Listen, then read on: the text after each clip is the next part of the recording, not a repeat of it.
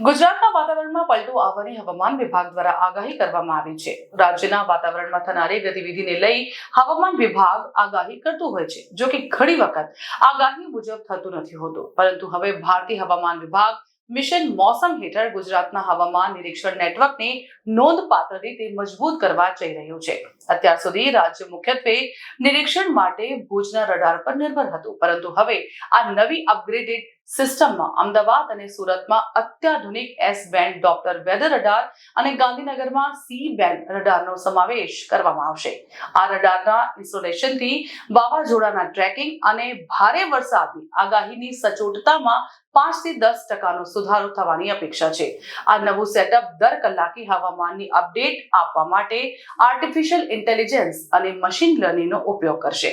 આગામી 2 થી 3 વર્ષમાં આ પ્રોજેક્ટ પૂર્ણ થયા પછી રિયલ ટાઈમ ડેટાની ઉપલબ્ધતાથી બુલેટ ટ્રેન ઓપરેશન્સ, મેટ્રો સેવાઓ અને એવિએશન જેવા ક્ષેત્રોને મોટો ફાયદો થશે।